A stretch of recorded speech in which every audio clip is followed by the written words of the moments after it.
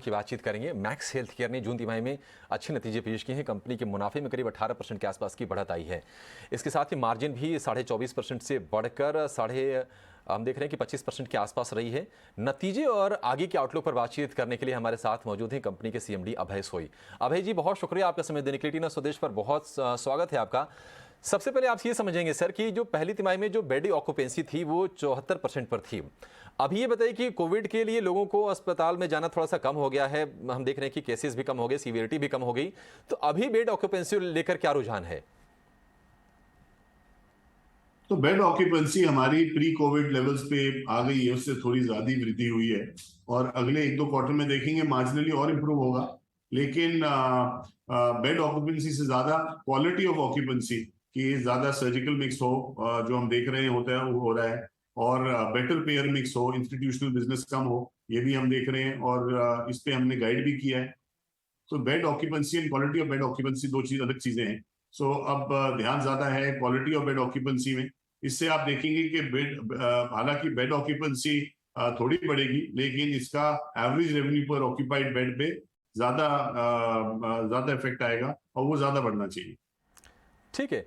अभय जी, एक और चीज़ है कि जो घरेलू मेडिकल टूरिज्म है, जिस पर थोड़ा सा ब्रेक लग गया था कोविड के चलते, क्योंकि विदेशों से लोग आ जा नहीं पा रहे थे।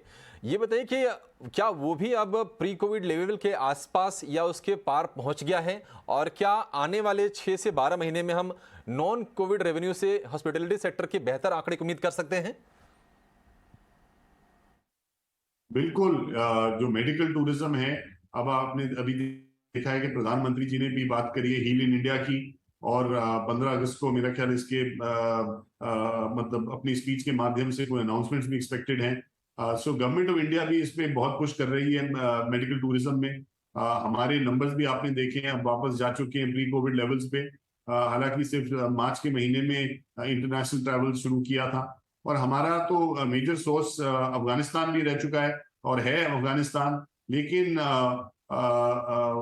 उसके बावजूद कि अभी अफगानिस्तान से लोग नहीं आ रहे हैं, बाकी दुनिया से नंबर इतने बड़े कि उनने इस जो खामी हुई है, जो कमी हुई है हमारी अफगानिस्तान के नंबर्स को, उसको भी टेक अप कर लिया। सो एज आप देखेंगे आगे जाते जाते जैसे ये अफगानिस्तान के नंबर नॉर्मलाइज करते हैं, आप इसमें और भी वृद्धि देखेंगे मेडिकल टूरिज्म में, इंटरनेशनल मेडिकल टूरिज्म।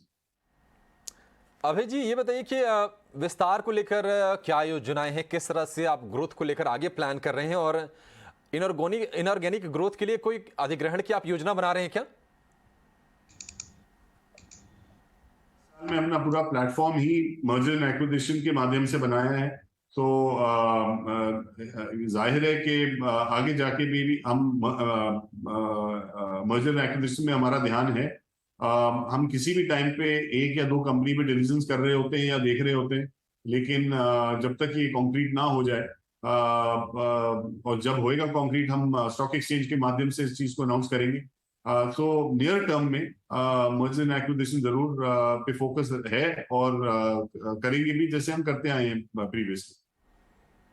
अभय जी, एक आखिरी सवाल, आपके कर्ज की बात करेंगे। हम देख रहे हैं कि जो आंकड़े आपकी कंपनी की तरफ से शेयर किए गए हैं, उसमें एक ही तिमाही में आपका कर्ज जो है तकरीबन तकरीबन आधा हो गया है। अब ये बताइए कि यहाँ से रोड मैप क्या है और आपको कब तक लगता है कि आप डेट फ्री हो जाएंगे? हाँ जी, तो ये जो अभी 200 और करोड़ का डेट है, इसमें 2/3 डेट तो पुट ऑप्शन है। सो एक्चुअली जो डेट है इसमें 71 करोड़ का ही है कंपनी में। सो ये तो अगले एक महीने तक 71 करोड़ का डेट नेग्लिजिबल या जीरो हो जाएगा। सो अभी जो net debt free balance sheet है होगी, उस पे हम, जैसे आपने पहले पूछा, मर्जर एंड एक्विजिशंस का उस पे फोकस रहेगा, और अपनी बैलेंस शीट को उस पे एम्प्लॉय करेंगे। ठीक है अभय जी, बहुत शुक्रिया आपका समय देने के लिए। और नतीजों के अलावा आगे